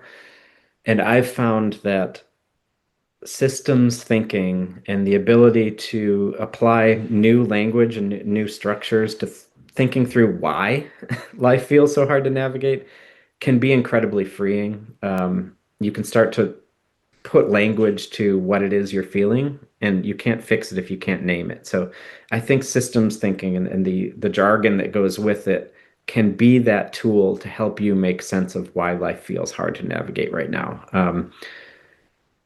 The world used to feel very linear, right? There was cause and effect, there was good and bad, and now it feels like, it's just there's more complexity and everything's affecting everything else. And systems thinking is that art of being able to see all of those, that interconnectedness, instead of trying to hunt for a single villain and saying that thing is to blame, because in complexity, there very rarely is one thing that to blame. Complexity is the idea that things are interacting with each other and they're creating conditions of the world that are unfavorable, that we didn't optimize for. So systems thinking is that tool that allows us to bluntly say, we're going to optimize for this at this system level, we're going to optimize for this at this system level. So I brought it into this conversation a little bit when I talk about my body, myself, my family, my employer. All of those are different systems. They all have competing values, and we have to start understanding the language to talk about how one of those systems interacts with one of the other systems, and how do you make decisions across that. So that's what systems thinking is.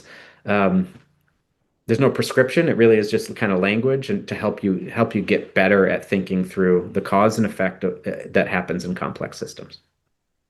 Aaron, I think you're absolutely right. Like things are hard right now for a lot of people. Like I think a lot of people have been looking at 2025 as an especially hard year, challenging them professionally, personally. I mean, you're seeing a lot of job layoffs, a lot of people losing their job, whether to AI or a government shutdown or just so many things, right? And even if you haven't been laid off, I mean, so many people are feeling burnt out or like their job is unfulfilling. What's an AI safe career today and beyond? Yeah, it's naive to think that any career is insulated from AI disruption. I have not found a job function, or a career path that will not be affected by artificial intelligence. It will all be affected. So the safe career requires, I think, a reframing of what does it mean to even have a career. I think it's really about, we're beating this to death, but going back to design and ensuring that you understand what's important to you and you're constantly putting in motion the learning agenda, finding the resources, doing the work to bring that possibility into existence. And so we have to start architecting our careers the same way. Um, the simple analogy here is when the PC came out, the bookkeeper who used to write everything in ledgers, they had to evolve with the onset of the PC and the spreadsheet. They stopped writing in ledgers. Some of them took longer. I'm sure there's still some people out there who are still writing all transactions in ledgers, but it's not required anymore, right? The job has changed. The job is now thinking about patterns, patterns in the numbers, and being able to report on those patterns. So what was a data entry job has become an insight job, and I think we're going to see that evolution throughout. Is we can bring the humanity and the new thinking and the new problems to address in anything that we're doing, but our jobs, our vocations will change along with that. And so nothing's safe. If you need a good job for the next 10 or 15 years, become an electrician, become a mechanic, do something with your hands. You'll be fine for 10 or 15 years. But robots are coming, and the robots that'll be able to do that better than you will be here very, very, very, very, very, very soon, probably in 10 to 15 years. So nothing's insulated. And so the idea is keep focusing on what you want to become and how you're going to do that and keep pivoting. And I think you can ride the wave. You don't want to get drowned by it. That's kind of the conversation Tom and I were having is like the trades could rise up here, right? Like, is this the fall of the white collar and the rise of the blue collar for hands-on jobs, right? Because to your point earlier, right? Like ChatGPT could be like, here's the plumbing issue you're having, but ChatGPT is not going to show up and fix your plumbing issue, Right. right? Soon, Like, eventually a robot will, but robots will be expensive, right? A robot will always cost about the same as a car. So if we want robots everywhere, you have to imagine it's going to look like cars everywhere. And there has to be enough utility in having a robot that's going to do your plumbing and do all those things that you would actually spend the equivalent of $50,000 in modern times to bring that into your household. So some households will choose that. Some robots will be out there who can do those things. Some plumbing companies will hire robots. You're going to see the evolution, but it is going to be a lot slower than it is, say, in a knowledge job. In one of my keynotes, I made this point. We thought AI was coming for the warehouse, but it's coming for the boardroom, to your point, right? It's the thinking roles, it's the strategy roles that will become obsolete before the hands-on roles. Um, but none of them will become completely obsolete. They'll just all evolve as they have with any technology that's ever been introduced. Like I can still be a strategist, but I need to be a strategist using AI. I can't be just the guy who sits in a conference room and tries to come up with great ideas on my own anymore. It's not going to work because everyone who has access to AI can have the same ideas that I have. right. Yeah. And like, how does it work when like it feels like is ChatGPT not telling everybody the exact same stuff? Like at what point is information just so recycled and repetitive that nothing's truly original or Yeah, information is now a commodity, and it's the race for knowledge is over. And I said that with respect to these models, Google Gemini, ChatGPT, Anthropic's Claude, they are all built on the same base of knowledge, with some exceptions on the margins. But they're not looking for new data to train their models on. They're looking for better ways to train the models to get more insight, to better user experiences, right? So the innovation frontier has changed. The Yeah, don't think that holding on to knowledge is going to be the way that you make money in the future because I know everything you know within 3 seconds. right. This isn't the 60s where people Encarta series or encyclopedias and then you didn't have to go to the library afterwards. It was just like everybody has it all right now. Mhm. Now, you may not have the ability to sort the wheat from the chaff, right? When you get this flood of information from ChatGPT, for instance, how do you sort through it and make sense of it? You still have to build that muscle, and that has to come from training and working with these models and learning your career pursuit and the domains of expertise that you have to be able to recognize the true insight. A lot of it is surface level knowledge that gets people caught up very quickly, but you can still draw upon deep experience to make your contribution to the world meaningful. Aaron, you are in deeper than anybody I personally speak with on a daily basis about AI and the trends and what's coming and where it's been and where it's going.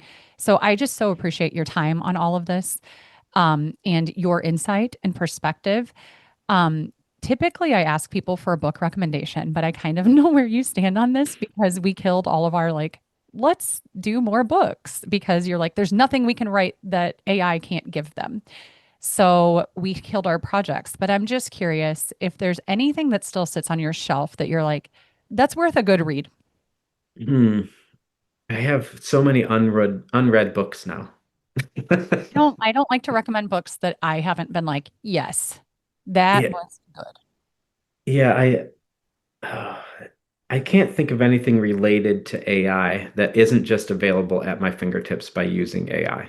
I haven't seen someone say something in a book form that isn't readily available at my fingertips. So I will kind of challenge the whole premise of your question to say that reading books will very soon be a very dated modality. Um, the reason I have a stack of unread books is because when I buy one now, I will just go into ChatGPT and say, "Can you give me the TLDR for this book?" And it'll go, there you are. All right. So I learn everything that's in the book in 10 minutes, and I don't have to take the time to read it. Can reading be enjoyable? Can I learn more from reading than I can from other things? Absolutely. But I can learn faster in AI. And so I'm going to challenge the premise of your question, and maybe I'm your first guest that will do that. Um, I kind of wouldn't recommend, unless it's what gives you a mental break from the world, unless it's what is going to give you some energy, a recharge. I can't recommend an AI book. I kind of figured because I know you personally, and we've talked about this at length, but that's okay. What you did do though is gave me one more question to ask before I let you go. And it's like that brings up a whole thing about copyright infringement and like whose content is this? And then it leads me to like thinking through privacy and Mhm. tracking and like the memory that it keeps on you. So, and we haven't talked about any of that. So, what are your walk me through copywriting and privacy track? Yeah, the copywriting issue is pretty black or white. All of these companies have violated copyright law. There's no doubt about it. And so now it's going through the courts, and you're seeing cases right now going through the courts of specific um, artists, authors, etc., who have been wronged by AI learning from them, right? And Sure. that's working its way through the courts. There will be big settlements, but it's not going to change the tools that you and I deal with every day. So while it'll be fun theater to watch how the copyright issues play out in the court of law and in the public perception, it doesn't affect the tools themselves. The tools will still be there. They're going to be as good as they ever were. So what that means for us is, what is then the copyright law associated with using these tools?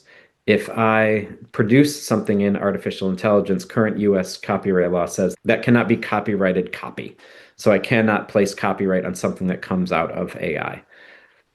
Burden of proof is very challenging, though. Can you prove that I wrote something from AI, or can I prove to you that I didn't write it using AI? No, neither of those things are true. So we're kind of evolving right now into this new space where copyright is pointing to the fact that our patent and trademark and copyright law is probably too dated, and it needs to be refreshed. It needs to be updated because AI is going to challenge all of it. Um, yeah, so that's Yeah. unsettling, but that's kind of where I am with copyright law. Like, what is intellectual property? Yeah, maybe it doesn't exist anymore. Yeah, if It you're asking it for a cliff notes of what is in a book and it's fitting it, that's intellectual property, that's copyrighted material. Yeah, it's pointing to a changing economy where knowledge was power, knowledge was currency in the past, and suddenly it no longer is. And I think that's something that everyone needs to get their head around, that your knowledge is not worth much anymore. So intellectual property, not worth much unless you're on the cutting edge of AI and you're trying to exploit new possibilities or new opportunities on the frontier of AI. The insight's available to everyone. It's right there at your fingertips. Um, you talked about memory a little bit in your question. All these tools are getting to know you better, and that's only going to improve. They're going to have more memory. If you're using Google Gemini, for instance, I believe that has access to all of my Gmail. It knows everything about me from every website I've ever searched, everything I've ever done on Google platform, right? On Google Chrome. It has access to that. So Google Gemini is already this kind of super intelligence that knows you better than you know yourself, right? Because you can lie to yourself and say, I don't do that, but Google knows you do that, right? So Right. it's going to challenge what it means to be human. I keep coming back to that, but we have to evolve with it. So if these tools are able to keep up with you and understand everything about you, eventually you just kind of have to embrace that and leverage it and use that as a tool to get you ahead instead of kind of fearing the privacy. I've resigned to the data privacy things. I will now tell ChatGPT anything that I'm thinking, and I've just kind of said I'm done with it. I don't care if that ever leaks out to the world. It is what it is. I've resigned. It's not a great place to be, but that's just kind of the reality of where it is right now. Yeah, not really the best place to be, but I think where I'm at is like privacy is an illusion at this point, right? Like we have cell phones that are listening to everything. We have Ring cameras set up that are tracking when we're coming and going from our homes. We have red light cameras. Like you're tracked everywhere. like to your point, there's just literally no escaping it. And with cookies and everything else online, like everything to your point, it knows way more about any of us than we would love to admit. Yeah. So you have to kind of ask, what do you value in privacy? And, this is the kind of interrogation you should do on every front. Like, talk about values, boil everything down. What is it about privacy that I really value? Is it my inner thoughts not getting out? Well, that's fine. If that's what you value, go out into the woods and talk out loud and just have a conversation with the trees, and your thoughts will never get anywhere. And don't bring that into your ChatGPT environment. But we also have to reframe what it means to have privacy, because that's changing whether you like it or not. So you kind of have to meet the system where it is and then say, what do I value about the piece that I'm trying to hold on to? And then build that new container and hold on to that piece. That's kind of the designer mode that we have to be in on every frontier of our lives right now. Yeah. Aaron, let's end with some hope. What is your hope for creators, parents, leaders, humans as they navigate today and beyond? I'll be very aspirational here. I hope for another awakening. We look back at some periods in time, whether it was the development of religions, whether, 2,600 years ago, the development of the Islam religion, 2,000 years ago, the development of Christianity. We talk about the Renaissance and certain periods of time where entire societies shifted what they believed. We're on that right now. We're experiencing it right now. There's no doubt the Industrial Revolution was one of those, but this is different than the Industrial Revolution that started in the 1800s. There's something new right now. My ambition is that this next awakening is one that truly unlocks human potential and doesn't limit it, that recognizes and has compassion for all humans and understands how to balance resources and balance conflict in order to serve humankind's best interests. That's my hope, is that these tools can manage that type of complexity, kind of artificial super intelligence level of AI can be the supreme arbiter of everything human if we allow it and design it in a way that we will let it do that for us. It doesn't have to be scary. It can be the thing that defines the next era of what it means to be human if we do this the right way. Sitting back and watching, you're just going to get worried about other people doing it the wrong way. So my recommendation is get in there and do it your way and figure out, how can I use AI to improve myself? The other thing I wanted to mention that I'm doing is I've built this kind of bi-weekly health check in AI where it pings me every other Friday and says, time for your health check-in, set some 2-week goals, right? We can do this in apps now, but now I have this incredibly personal, like large language model capability of doing that. And that's just kind of illustrative of the potential of these tools to just iterate and recursively improve systems. And I think that's the hope, is that we apply this intelligence to iteratively and recursively improve systems by looking itself in the mirror, saying what's wrong with the system, what can be improved, where do we want to go with it, and making those changes. AI will accelerate all of that development. Aaron, that's beautiful. I love that. Thank you so much. I appreciate you sharing your big brain with us and teaching us all about AI and really technical things like generative learning and language models and even applicable things for just your everyday listener that's just like, what the heck is this about? So thank you for making it more accessible to us and sharing your thoughts and perspective on it. Yeah, always a pleasure to join you here. My last message is, don't shoot the messenger. I'm not building AI any longer. I was 25 years ago. I'm not doing it any longer. I'm just trying to help the world make sense of it now. And I think there needs to be more people doing that. And I hope some of you will join me in that pursuit of trying to find those best practices to make the world a better place using artificial intelligence. I love it. Aaron, thank you. Thank you. Thank you. Thank you, Mandy. Wow. What a conversation. I'm always so grateful to sit down with my friend and longtime collaborator, Aaron Proietti. These chats, they remind me why I started this show in the first place, to explore big ideas with people who live them. Today, I want to leave you with a reflection question. Where are you tempted to outsource your creativity when what you really need is to reclaim it? So to you, the wild ones listening, thank you. I want to thank you for tuning in, for thinking deeply, for questioning boldly, and for choosing to live with more intention. That choice, it doesn't just change your day, it ripples. If you want to dive deeper, you can head over to the show notes for all the links, tools, and resources from today's episode, including Aaron's book, our co-created workbooks, and everything we mentioned in the conversation.